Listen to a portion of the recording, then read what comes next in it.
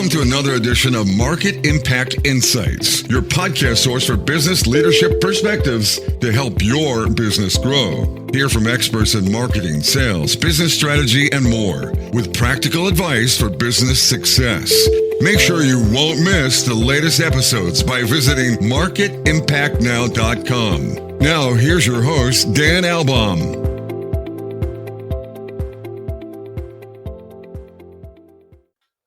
Welcome back to another amazing episode of Market Impact Insights. We're going to talk about something today that is near and dear to my heart, but it's also the foundation of any sort of long-term business success. I'm talking about building a healthy innovation culture. What goes into that? It's kind of the intersection of people, process, and technology, but it's what keeps your company moving, creating that innovation that's meaningful, that can help you drive better customer relationships, achieve better competitive differentiation. It is absolutely critical. Thrilled to have Elizabeth Bieniek here to talk about innovation. She's a strategic advisor, a turnaround executive leadership coach, and global keynote speaker. She knows all about innovation. She co-founded and led WebEx Hologram, the industry's first photorealistic real-time 3D meeting system. She's held global operations roles in a $3 billion division at Cisco. And she's also been recognized as one of Toptal's 10 most influential female pioneers in technology. Her expertise lies in challenging assumptions, embracing diverse perspectives, and leading through ambiguity to build empowered, resilient teams that last. So she is all in on innovation. She's also the best-selling author of Cake on Tuesday. She's the host of the Cake on Tuesday podcast. She interviews entrepreneurs facing the challenges of leadership and growing their mid-sized companies. Let's get into it. Elizabeth, welcome to Market Impact Insights. Thank you so much, Dan. I'm really excited to be here and talk about innovation. Yeah, so you've had this interesting journey in and around technology. What originally sparked your passion to go in that direction? I got to be honest, Dan, I didn't have a passion to go in that direction. I like to say I took the scenic route and fell into technology. It was not my original focus. I was well into my adult life and then learning career, and I felt technology was something that was a little out of touch for me. It was not my core competency. But my husband was an engineer, and we moved to the mecca of all things technology, Silicon Valley, for a career opportunity for him. And when I was looking for a job, I ended up talking to someone from my alma mater in the technology space, and he very accurately pointed out, technology companies are made up of a lot more than just engineers. And several conversations later, I found myself working inside of a technology company and realizing there's a bit of a superpower of coming from an outside perspective, but now being let loose on the inside.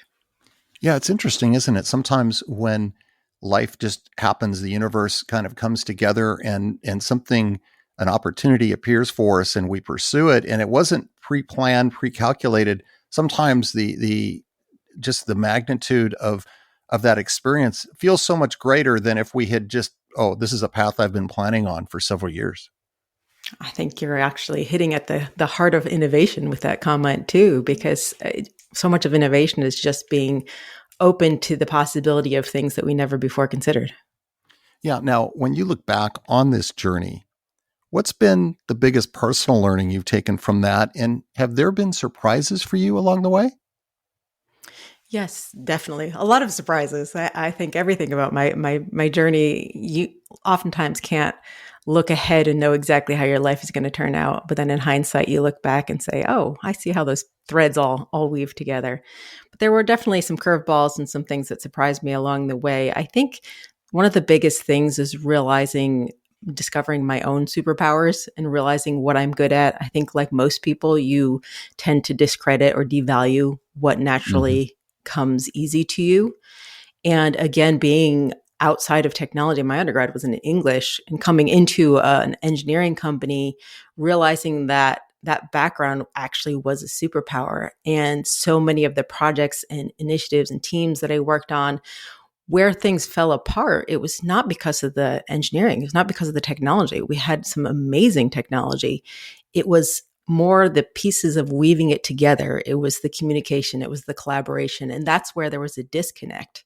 So that's was really exciting to me to realize, hey, this is not, oh, I don't have this background, so therefore I might not be able to contribute. Oh, I do have this background, and therefore I'm uniquely equipped to contribute here. And I think having that realization really flipped the script for me.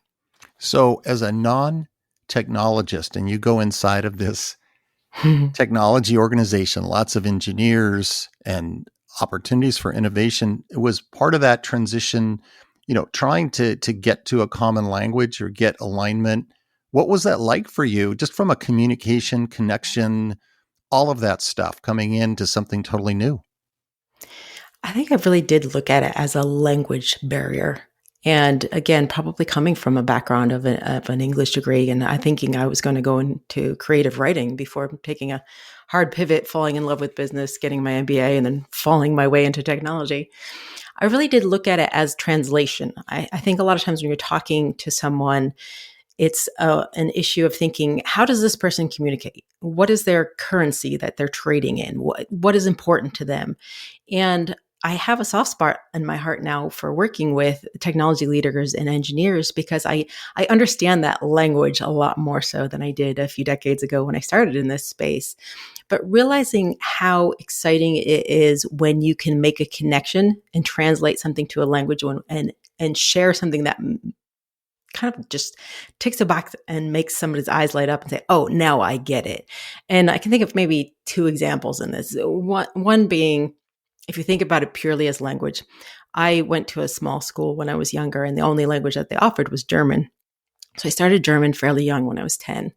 And I moved around between schools a few times. I actually never learned English grammar in school. I happened to leave one school the year before they taught it and go to another school the year after they taught it and just missed it. So I actually learned grammar in German before I ever learned it in English. And there's one very straightforward rule in German language that I always really appreciated was the fact that in all sentences, the verb always comes second. It doesn't matter if it's the most simple sentence in the world or has all these modifiers and extra pieces added in, the verb is always going to come second. And once you understand that rule, it's so many other things become easier. And I think working with engineers in helping them to understand, hey, you're trying to pitch and sell this idea to somebody who's coming from a business background. They're looking at the finances and the ROI. And yes, they want to understand some of the technology, but you're going to lose them in the weeds if you get too deep too fast. Here's what they care about. It's almost like passing along that piece of advice of the verb always comes second. And once you realize that and you understand the rules of the game, you can be much more successful. I can think of a recent example of this. I now work a lot with startup founders, specifically technology startup founders. And I was working with a founder recently who was doing a major pitch to a potential customer that could really change the game for his business. It was a space he was really trying to get into. He was really nervous going into the presentation, and we met beforehand, and he was kind of running through, this is what I'm going to cover, this is what I'm going to go through. I had to stop and take a step back and say, you realize the goal of this meeting. Let's talk about who you're meeting in this particular thing. It was one of a series of meetings. The goal of this meeting is not for them to walk away and know everything about your technical solution. The goal of this meeting is just for them to think, oh, I get him. He gets us. He can solve our problem. You want them to walk away having faith in you as a potential solution to help them on their journey of where they're going. You're going to have those follow-on meetings where you're going to have the technical deep dives, but that's not this meeting. And I think sometimes just being able to share that clear communication rule of this is the forum and these are the rules we're playing by, and seeing somebody's eyes light up and say, oh, that's what we're doing here. That's such a great moment. Yeah, I love that example, Elizabeth, because it's about establishing meaningful connection first. There's always going to be opportunity to do the deep dive, get into the bits and the bytes in terms of how this solution works and how it's different and how it's better. But first, establish a foundation and a connection that may be more about asking questions and showing interest and curiosity first before just launching into your spiel. Absolutely, 100%. Yeah. So let's get into this. We hear innovation. Everybody seems to want to be innovative or to drive that within their culture, it's easier said than done. What do you think really makes the difference to make it happen? Yeah, that's a really complex question that we could probably spend hours and hours on. But if I try to make it simple, I have to go to what do I believe innovation is? And I think simply just defining it. Innovation is just doing something new or doing something old in a new way. It's really that simple. I think a lot of times we try to make it really, really complex and say, well, we have to have all these charts and graphs and McKinsey reports and research and all these other things. And it's really not that complicated. So let's not make it so complicated. So if you're looking at innovation, doing something new, it's really looking at the market, the world around you, getting outside of your own bubble, outside of your four walls, outside of your echo chamber, and really looking at how does this fit into the broader industry and start making some of those unique connections. And I think you hit the nail on the head when you said it's a lot more of curiosity and asking the questions, asking why. Yeah. And it seems like making that effort to go outside your walls of your organization to get that intelligence. Maybe it doesn't happen sometimes because of that fact that it's an effort. Sometimes it's easy for us just with our internal teams to just facilitate a dialogue, hypothesize, make the assumptions, kind of nod all of our heads so we're all agreeing with each other. And it feels easier, but boy, it seems like that brings a lot of risk if you don't go outside your walls. Yeah, a disagreement can be scary. And that's actually a talk in a workshop that I have. It's titled Reframing Disagreement. I think a lot of times disagreement gets a bad rap because we look at it as, well, we should all agree. We're in the same company doing the same thing. We should all align. We should all agree. But in reality, if you're just surrounding yourself with other people that think the way that you do and agree with the idea the way it is, you're not making your ideas better. You need those people who are going to constructively poke holes in your idea. You want that argumentative response. You want the let me play devil's advocate here. And the goal is really, how do I make it better? But I think a lot of times we look at that as, well, I don't want to be the one that's raising my hand and saying, no, that's a bad idea, especially if it's the boss who threw out the idea. Oh, I can't disagree with the boss. And then you start creating this culture where we have a little bit more of a yes, yes, sir, yes, ma'am. And you lose the richness of those dialogues when you are really disagreeing and getting into what's wrong here and how do we improve it. Yeah, you're kind of getting into this realm of, as a leader, if you're facilitating a brainstorming, anything where you're trying to come up with new ideas, if you're carrying that smartest person in the room syndrome and you're kind of radiating that, right? You're really shutting down that which you say you're trying to achieve, which is new and different ideas, because then everyone feels intimidated and just, okay, we'll just take notes and you just keep talking as a leader, but that doesn't get you there, does it? Yeah, for sure, 100%. And I think a lot of times it's not even done maliciously. It's not even done intentionally. A lot of times leaders, we don't realize that we are unintentionally, just by the way we're framing things, by the words we use, by how we throw an idea out there, that we're actually shutting down innovation. And it can be a very small, very subtle shift. I use this example before of, you can, as the boss, start an innovation brainstorming session and throw out the first idea. But how you do that determines whether or not that session is going to be successful. And it's simply a matter of, how do you frame that idea when you first throw it out? Do you throw it out as, here's the bar, here's my idea. Now I want to hear everybody else's idea, but you threw this out as, this is my idea. You've what you haven't said, but what has been heard is, that's the boss's idea. My idea needs to live up to that. If it's not fully baked, if it's not fully fleshed out, I better not bring it. And then the other side of that, if my idea is too much better than the boss, then that could be looked at as if I'm calling down their idea and publicly making fun of it. And so, okay, you've just shut down all innovation. But simply by reframing that a bit and being the first one to poke holes at it, and you mentioned the whole, admitting that you're not the smartest person in the room. If you throw out an idea and say, this is what we're trying to do, here's my idea, and then be the first person to say, here's where it doesn't work, or here's where I'm stuck, or here's the thing that I just can't get past, and I really want ideas and help. You've now changed that from it's your idea versus my idea. And now it's you and me versus the problem. And how do we work together at this? And that will open up a lot more conversation and a lot more innovation. It's a very, very small shift, but it makes a huge difference. Well, you're talking about showing vulnerability, and that is like literally opening the floodgates and getting people to feel more comfortable about sharing, and there's no downside risk and no judgment because the boss just poked holes in their own idea. And so you're setting the tone. Yes. Yes. And that's part of being a leader is you have to set that tone.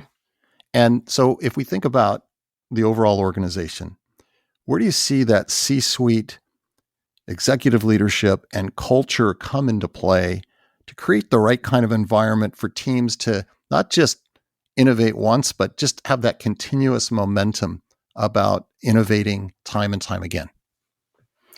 I do think there's a lot of culture that can be set from different levels in the organization. But when it comes to innovation, I firmly believe it is a tops down thing. You really need to set that culture tops down because, again, just using the example we're just talking about, it's so easy to turn off that innovative response.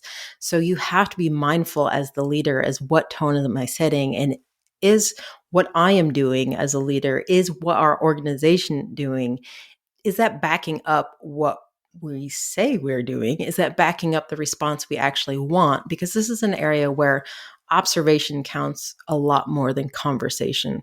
So people will look at how do you respond to that? And I think we see this backfire a lot when you have companies that have the quote unquote innovation theater where we say we're going to be innovative and this is what we do, but then people inside see how that is handled afterwards and saying, oh, we said that, but we didn't actually follow through on that. And then that very clearly sends a message that innovation is not really important. It's not really a priority.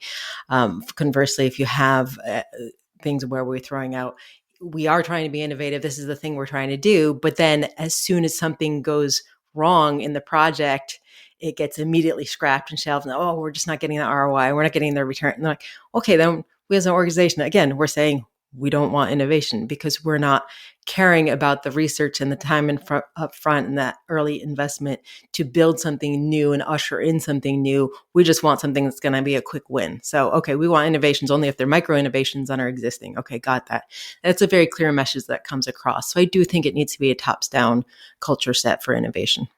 Yeah, and it seems like there's the big thing inside of any organization, which is how does executive leadership handle, I'll call it failure or mistakes or painful learning moments. And it seems when things get punitive, because people are, to your point, where they're watching the behavior and how it aligns to the words, but if they're seeing punishment happen when people fall short, make mistake, then it seems that everyone freezes up, don't they? And so you're almost like you're icing your innovation, right? Just through your behaviors of punishment. Yeah, exactly. What is punished and what is rewarded. And you can't create an innovative culture when you don't have your metrics, your MBOs, your rewards and bonuses as aligned with innovation. If you are saying we want innovative leadership, but then your SVPs, your C-suite, you're rewarding them based on current quarter revenues and not long-term impact and innovation, you're saying one thing and doing another, and people will always default to what you're doing, not what you're saying. Well, it seems like everyone is thinking about and talking about AI, Elizabeth. And where do you see AI, how it's evolving, how new products and solutions are developed? Do we need to have a different mindset going forward? Yeah, it's been a very interesting impact on the innovative world. I think there was an immediate response of just, oh, well, I guess people's ideation processes, it's just done. AI is going to take it over. And then there was almost a pendulum swing the other way of, okay, wait, AI is telling us all these crazy things to do and there's no market relevance. And I think we've kind of settling back in the middle a little bit of AI is a great asset to help in ideation, help us know where to innovate, help us test ideas and theories quicker, collect responses sooner, compile things faster. It's a great aid in that. But we are not yet at the point where I think we can outsource our thinking and ideation to AI.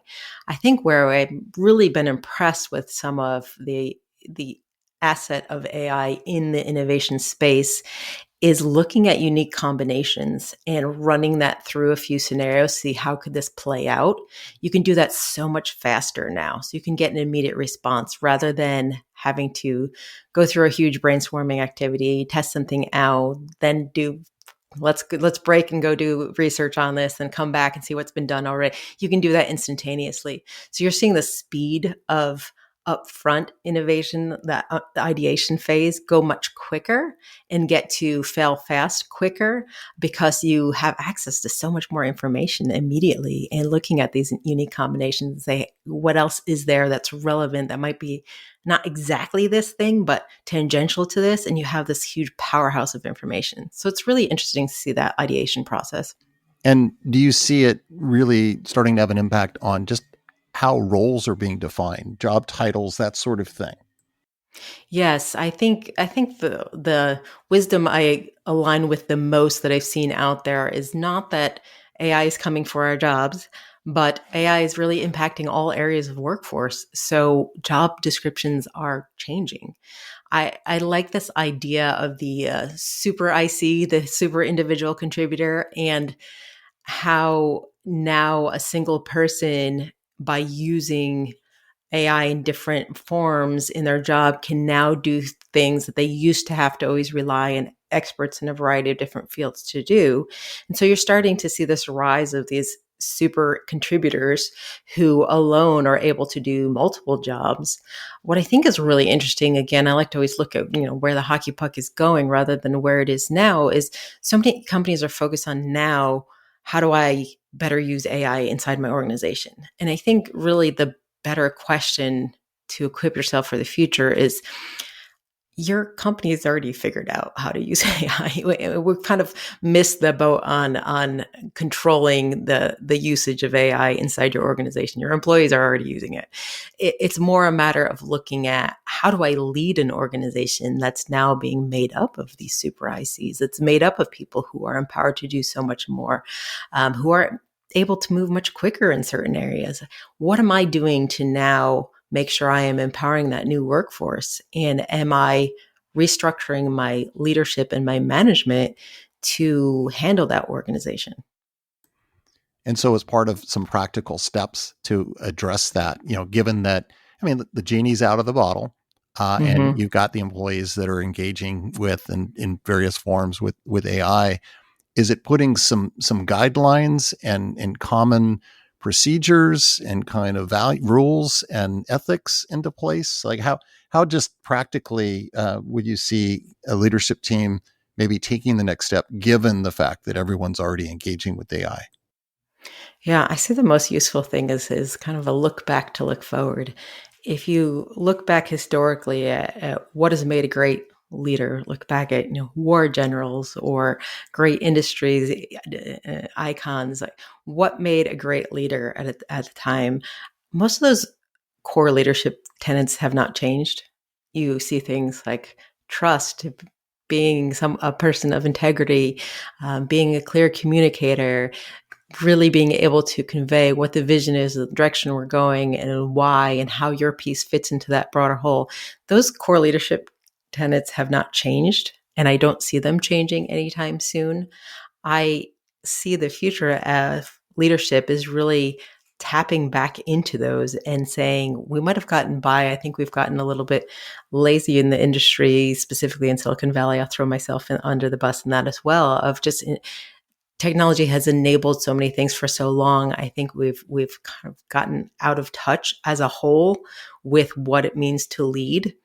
And I think now with the pace of acceleration that we have with AI, that leadership focus is becoming more upfront and center. So I think looking at things like communication, looking at things like, am I conveying the vision of where our company is going? Are we all aligned? Because now we've got people moving much faster individually. So we have to make sure we understand how that part fits into the whole, because we're not a company of a bunch of little individual people that doing individual things that have no bearing on each other. We're trying to do things together. So looking at how you tie all those pieces together, things like having those weekly one-on-ones, having those real conversations, asking your team, how do we make this better? What's working? What's not?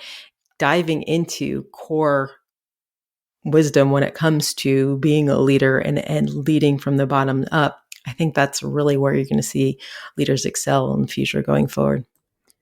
Are there any other behaviors that you think are critical that really separates exceptional leadership from just good enough?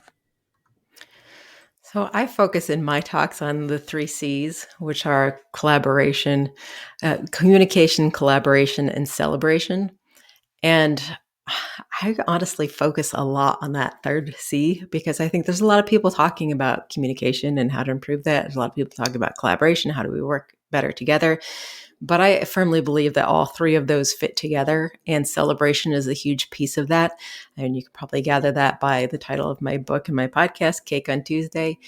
Cake fits right into there to celebration. If you think about anything that we do outside of work, when we are celebrating, there is usually some element of cake. There's something that we're partaking food together. We're doing something fun. We're laughing. We are having shared joy. Celebration is such a huge part of being human and being part of a family, being part of a society.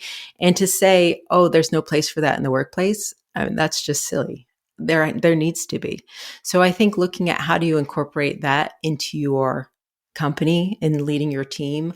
Are you celebrating wins? Are you celebrating failures because there's learnings there? Are you celebrating the little life milestones that everyone is experiencing outside of work?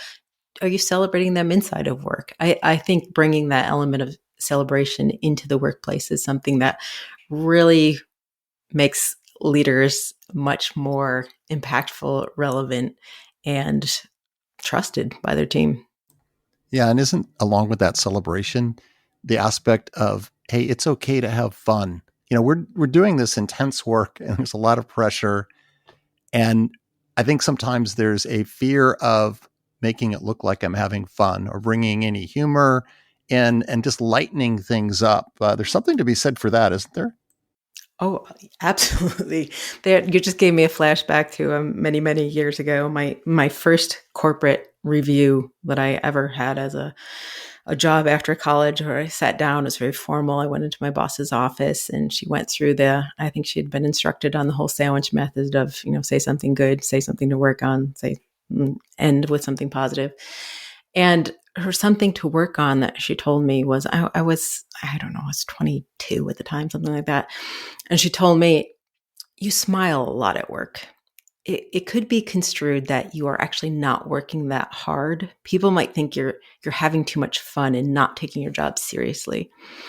And it just floored me. And I remember asking her, what is the action you would like me to take here? Would you like me to look more upset? Like, oh, what am I supposed to do with that? And I've thought of that so many times since, and it really has stuck with me through the years of, what a thing to say of like, don't look like you're having fun at work. You should be miserable at work. That's how I know you're taking it seriously. And I think I've always gone the opposite of, I want to work with people who are laughing. I want to be laughing at work. I want to have fun doing what I'm doing, because especially if you're doing something hard, you need to be having joy and fun with it too. Otherwise, it's just drudgery. We spend so much of our day at our job. Why not? Absolutely. Yeah. And again, as a leader, you're really setting the tone in that if you can laugh at yourself and you start that, then it just becomes contagious. Yes. Yes. And that's another thing where your team is watching if you are going to have a celebration or do something that is the fun activity at work, and you as the boss show up for the obligatory 5 minutes to glad hand say hello and then rush off because you have something quote unquote more important. You have just told your team fun's not important. It's not a priority. What's the best piece of business advice you've ever received? I'm an introvert. And I think the best thing that I was told is I had a coach that told me nobody can hear the thoughts in your head. And that one stuck with me personally. So I'll share that with the introverts out there. You can run through scenarios and go through all the counter arguments and come up with the best way to position something. But if it's all in your head, it's not doing anybody else any good. So have that confidence and express yourself. And say it, even if you're not confident in it. Sometimes you do have to Yeah. share an idea to get that positive disagreement of, well, maybe that's not the greatest idea, but that sparks this other idea. And what if we did this? And that leads you into down that collaboration path. And you can get there a lot quicker if you voice those ideas and throw them out there for feedback rather than trying to make them perfect inside your head before you share them. Yeah, it's a catalyst for connection. Yes. And everybody loves to give advice. So asking for advice is always a good thing. Now, when you think about the future, what makes you optimistic? Honestly, what makes me most optimistic about the future is looking back at the past. I think we're living in interesting times. I have 3 little kids, and just thinking of the world that they're growing up in versus the world that I grew up in is very different. And sometimes that can be a little scary and a little daunting. I think for me, looking back to look ahead and realize, even as a society, as humans, as the human race, we have always self-corrected at some point. So I think looking at the pace of technology and where we're going and the different changes in the political climate and everything that's going on in the world, it can get overwhelming very quickly. But I think for me, looking back and realizing, you know what, the pendulum swings one way and then it swings the other way and life goes on. And humans have continued to evolve and we have continued to move forward. And I have faith and confidence that we will continue to do that in this brave new world. Absolutely. And isn't it interesting? Because sometimes when we think about innovation, we always think, look forward, anticipate, where's that hockey puck going, right? You know, the old cliche, right? Point to where it's going. But there is this reality that, and why having a good historical perspective really is a foundation and a springboard for better innovation, is understand the learning from the past. Yes, not make the same mistakes over again and learn what did and didn't work and adjust accordingly. If you can learn from your own mistakes, great. But if you can learn from others' mistakes, even better. Do you have any other final advice for leaders that are looking to create more positive impact through innovation and elevate the performance of their teams? I think the biggest thing for me is show up at work the way that you wish everybody else showed up.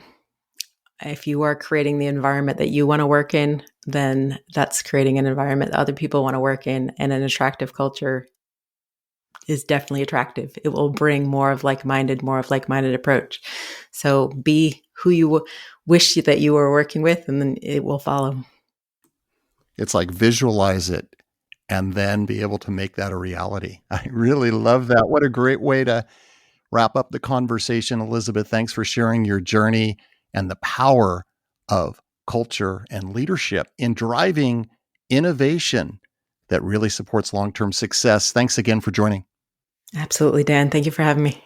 And a reminder, please continue to give the gift of feedback to help make this podcast even better.